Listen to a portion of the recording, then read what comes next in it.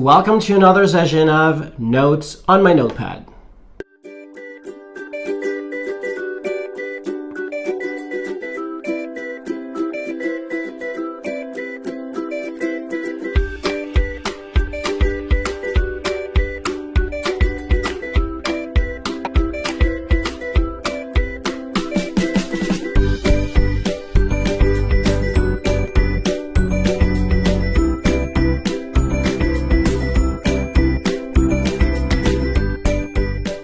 What's up, everyone? My name is Alex, and welcome to another session of Notes on my notepad. Today, I'm bringing 3 or 4 different cases of the most important mistakes that I've seen this week with my students. So, just to give you a short introduction, we're going to see the differences between lend and borrow, earn and win. We're going to see the differences, or, well, not the difference. For Spanish speakers, it is difficult to see that some nouns are uncountable in English because in Spanish they are countable. For example, news, advice, and information. Also, we're going to see one of the most important cases, grammar cases, that is the present perfect in one preposition that is very confusing for you, and it's about visiting a place. That's the clue today. So let's start. Sometimes you should know that I look down, and that is because I have my notepad here. So that is where I take the mistakes from. So that is why I look away sometimes. Look down or look away. All right.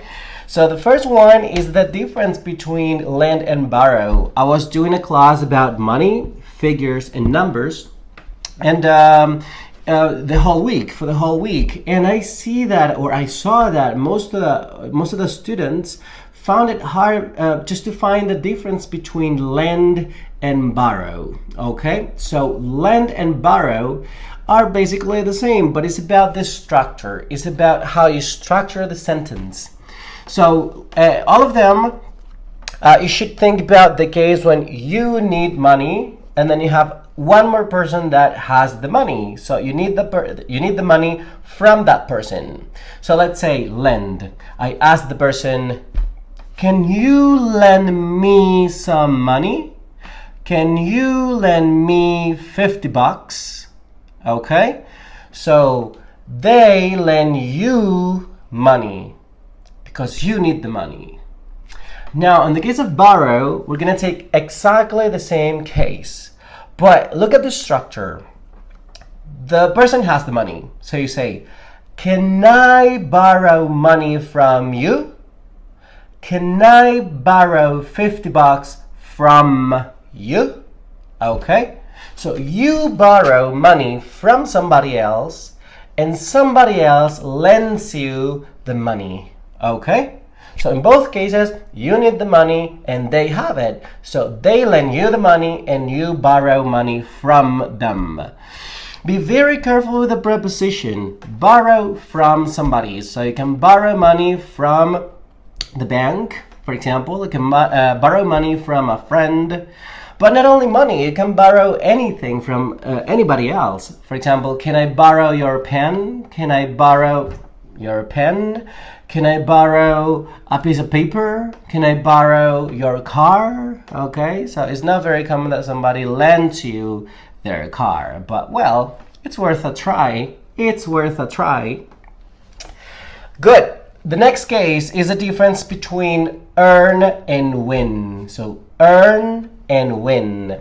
It's very confusing because, again, in Spanish, it's the same word. Okay, but there's a big difference. Earn is when you make an effort, when you work a lot, and at the end you get money in return. That is because you worked. Okay, so you can say that is a reward that you get for working. So you work, you earn money. Okay, you can also earn time. But win is slightly different. Win means that you,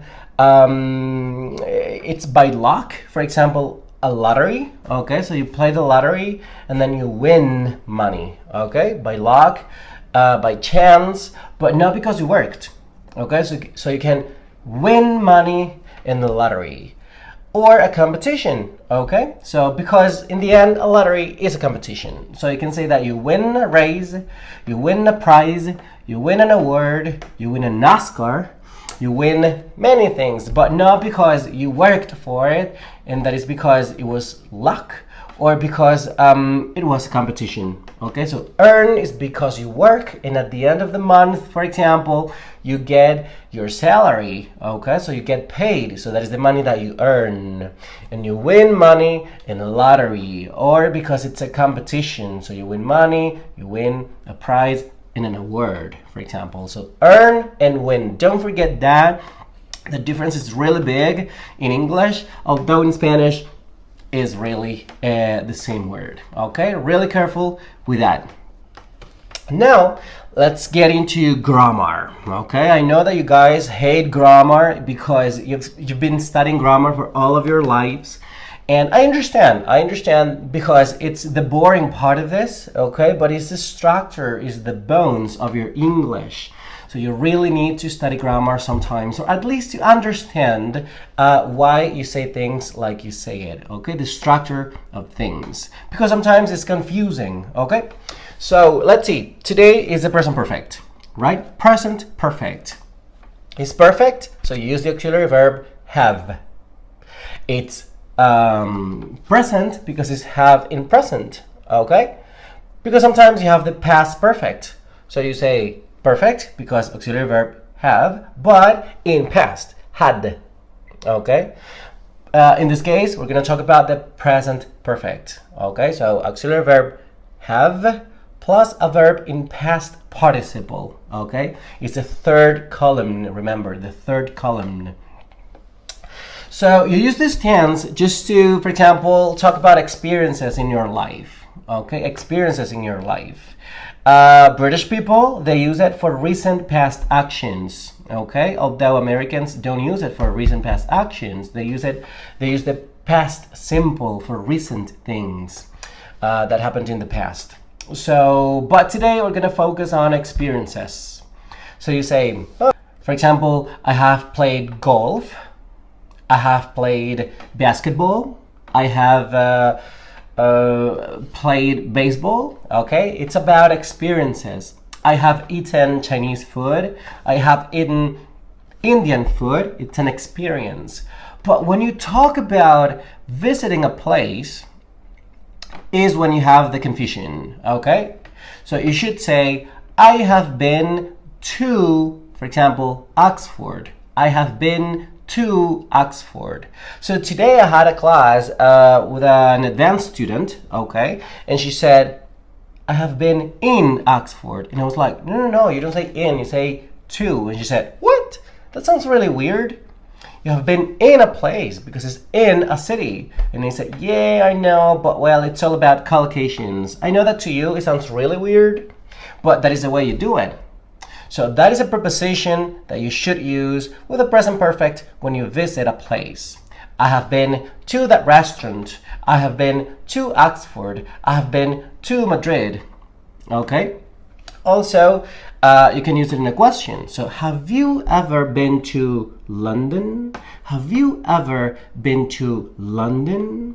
Okay, I have been to London, but I didn't really like it. I know that it's a beautiful city. Don't get offended. I love really beautiful cities. But you know, at the end of the day, it's about cities that you like or don't like. It's not about the people. It's not about anything. It's just about matching your personality to a city.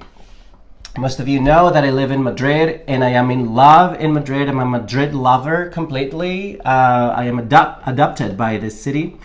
So I always defend it. Why? Well, because to me, it's not that big, it's not that small. You got all the services you need. The people are really cool here.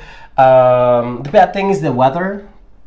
The weather is really extreme, But if you've been to Madrid, you know that when you live here for a while, it's some kind of like a really good vibe in the streets. Okay, so you got it all. It doesn't have to be a really big place, a really famous international place, but it is amazing in the end. Okay, and I also think it is about the experiences that you have in a place. Okay, I know some people who don't like Madrid. They prefer Barcelona, or they prefer Sevilla, for example, or they prefer New York City, they prefer London, Paris, and I understand that, but it's just all about your personality. Okay, so let's move on, okay, to the last one, okay, and it's about uncountable nouns. I understand that in Spanish and in English, some uncountable nouns are countable in the other language, okay, and the other way around. So today we're going to see 3 words that are really important, by the way, very important vocabulary, and it's really important to get it right. I'm going to talk about news, advice, and information.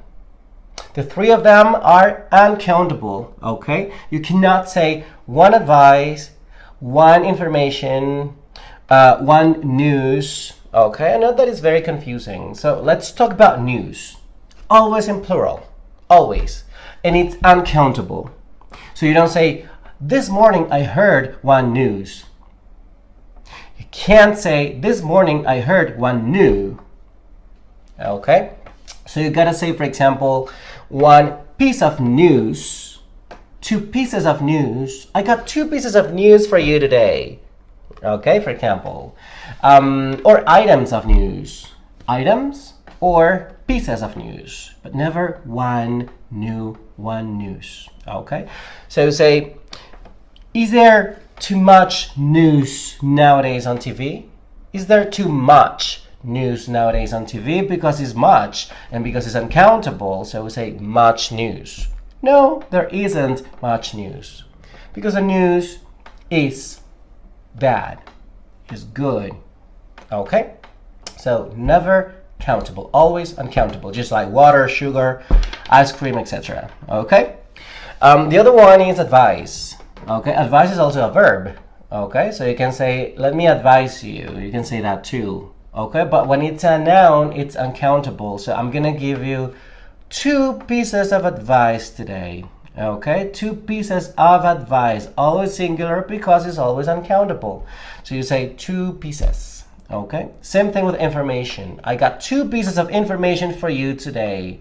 3 pieces of information for you today. Or 1 piece of information, 1 piece of advice, 1 piece of news for you today. Okay, but never 1 news, never 1 advice, never 1 information. Okay, of course you can always say some information, some advice, some news. Of course you can say that too. Okay, but I'm talking about numbering. So if you need to number all of those, you have to say a piece of, 2 pieces of, an item of. Okay, for example. So that is all for today.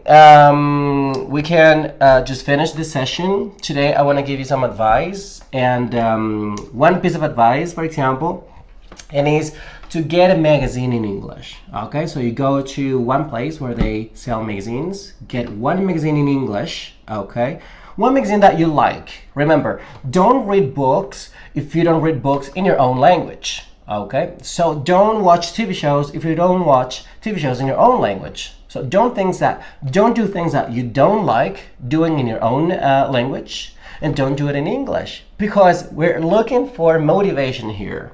So we don't want to associate English to a bad feeling. We want to associate English to a really good feeling. Okay, so if you really like something in Spanish, little by little introduce it in English. So today my recommendation is a magazine. So you get that magazine in English and you put it in the bathroom. Okay, because usually, I know that it sounds really awkward, oh, you're talking about going to the bathroom and all of that, but that is a great place where you have some time to do something in English. Why? Because you're doing practically nothing.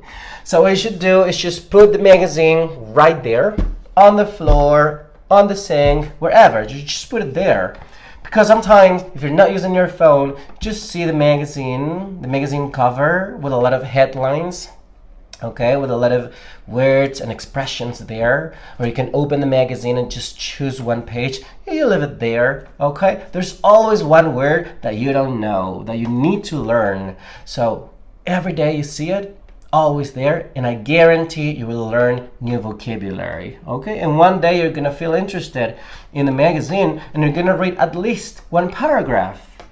And again, the same paragraph, because you want to understand it. And maybe the whole piece of news, and maybe the whole article, or maybe the whole magazine, why not? Okay? But remember, you need to like that magazine. You need to like reading magazines, okay? So if you don't like magazines, just join a Facebook group, just follow a newspaper in English. I recommend The Guardian, which I like very much, okay?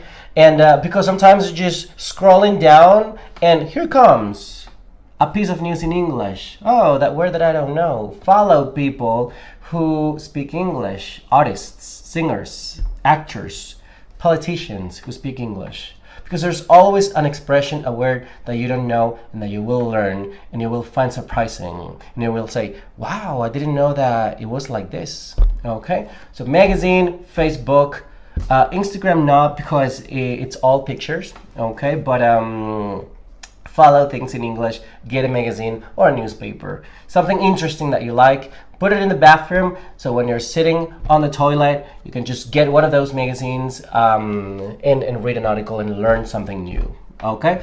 So thank you so much for watching the video. Thank you so much for being here and giving me your time. If you like the video, please subscribe, like the video too. You can share the video on Facebook, on different places, so that other people can benefit from the mistakes from other people. Okay, thank you so much. And remember, have fun, but in English.